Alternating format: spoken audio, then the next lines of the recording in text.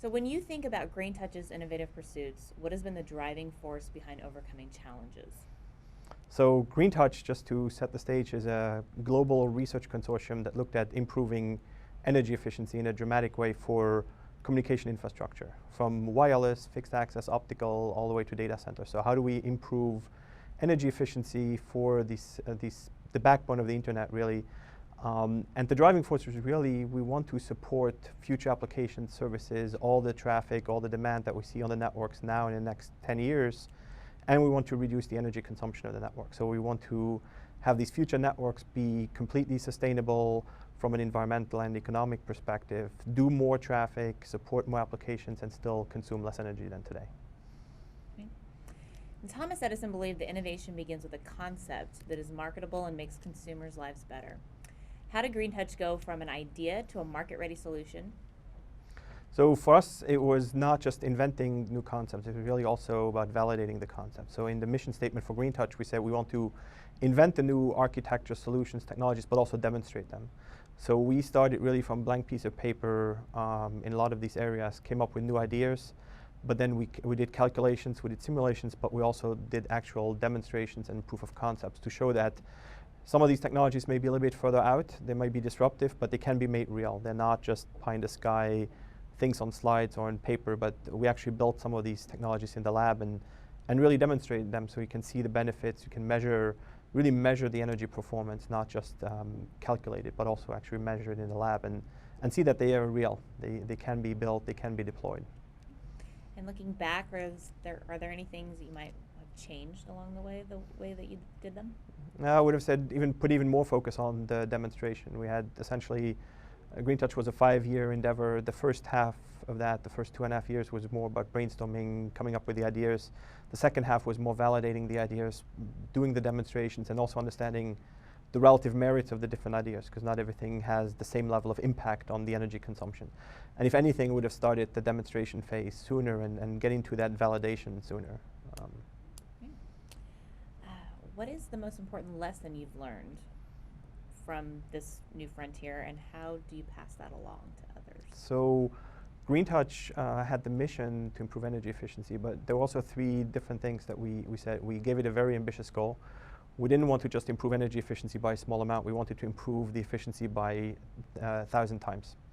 So one of the lessons is set yourself a really very ambitious goal, very bold goal that even looks infeasible at the beginning. People call you crazy, but set a really ambitious goal. And then work hard on achieving it, and then find people to collaborate with it. When you set, it's really important to have a big goal, but then no single organization can do it alone. So we really believe in bringing people together that have different expertise, different backgrounds, different ideas, and ultimately collaborate to achieve the goal. So we had 48 companies, industry, service providers, equipment providers, universities, research institutes. Some of them compete in the marketplace, but came together here from a research perspective to solve this problem. What is the vision for Green Touch in the future, and can you share anything that you guys are working on? So Green Touch has completed its mission. We had a 5-year plan. We met the objectives for Green Touch. So the vision for all the Green Touch members is that the ideas that came out of Green Touch that have been demonstrated are now being implemented. So a lot of the member companies continue the work, a lot of the research institutes, academia continue the work on even improving the energy efficiency further beyond what Green Touch has shown. And then in industry perspective, we try and figure out how we take these ideas further. So we would love nothing better than some of these technologies being implemented in next generation networks. So when you think about what is the 5G network in the future, for example, that it would be built on some technologies that Green Touch has helped invent, has helped validate and demonstrate. Who has inspired you to help build the future, and what have you learned from them? So since it's the Edison Awards, we definitely say Edison for sure.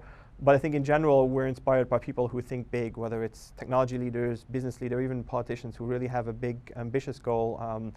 And without getting into politics, I would say President Kennedy launched the moon program when there was not even a man in space from the US side. So that was very, very bold goal, but then rally people around it. So we believe in anybody that has that vision, that drive to set a goal that people may not believe in, but somehow it feels like the right thing to do, and then go against maybe common wisdom that this is not achievable, but still try and work on it, work hard, and do the best you can. And if you achieve 90% of that really big goal, you probably have done a lot more than if you didn't set that goal in the first place. And finally, the Edison Awards recognizes the most innovative products, services, and teams from around the world and across all markets. What does winning an Edison Award mean to you and to Green Touch? So I speak here on behalf of all the Green Touch members. And said 48 organizations from really around the world, all continents. So I think it's really a great honor to receive the Edison Award and be recognized in this way. And it's a testimony to all the work we've done, the perseverance, the hard work, the research, all the discussions, the brainstorming that we've done over the course of 5 years. There's the testimony and the recognition for the creativity of a large team of people, and ultimately maybe a testimony to the power of collaboration, because we couldn't have done this with a smaller number of people.